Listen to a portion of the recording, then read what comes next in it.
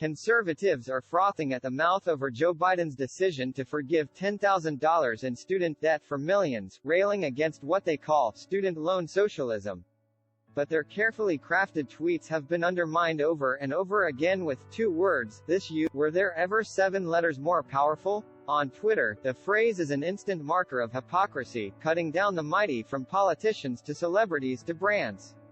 It typically comes as a reply to an opinionated tweet, accompanied by a screenshot of an earlier remark from the same person endorsing the opposite point of view. Now Biden's debt cancellation has given the phrase new life. This you is rolling through Twitter like a bowling ball, toppling critic after critic as it nullifies their claims. The source of many of the receipts, in this case, is the public record of those who had their Payment Protection Plan (PPP) loans, the federal funds intended to keep businesses afloat early in the pandemic, forgiven. The conservative advocacy group PragerU proclaimed, "It's not complicated. Bailing out irresponsible behavior will spur more irresponsible behavior." This you asked a chaotic leftist, showing hundreds of thousands of dollars in forgiven PPP funds. The right-wing Daily Caller published a piece headlined, "Biden debt forgiveness could send tuition through the roof," prompting another Twitter user, @Coria Stewart, to post a screenshot of the PPP funds that organization reportedly had forgiven.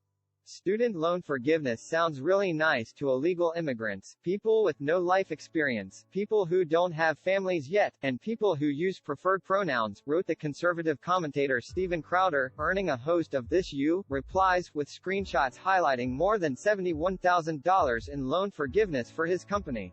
Those closer to the seats of power also received helpful feedback. The Iowa Senator Chuck Grassley also criticized Biden's plan, saying it would fuel further inflation, hurting those who can least afford it. Unfair. This you asked a candidate for local office, pointing to Grassley's application for a federal farm bailout. Users also accused the right-wing pundit Ben Shapiro of a double standard, but he denied having received any PPP money and said he'd issued cease and desist letters to organizations claiming otherwise, pointing to the messy nature of internet sleuthing.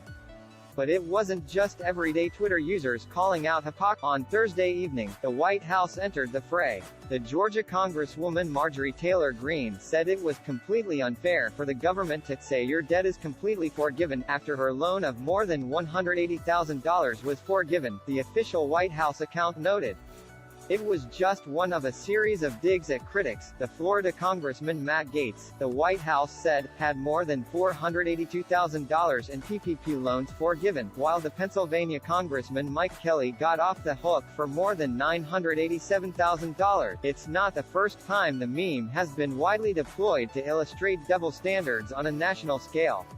As brands and celebrities touted their support for the Black Lives Matter movement in 2020, social media quickly exposed many as simply trend followers, juxtaposing their posts with examples of past offensive behavior, marking what Aisha Harris described in the New York Times as a swift undercutting of performative wokeness.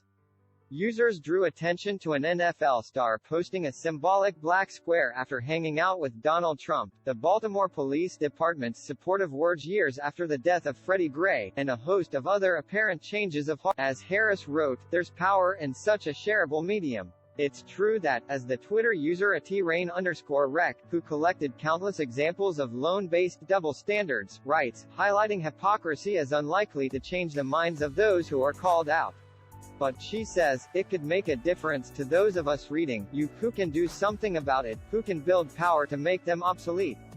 I hope it will resonate with you."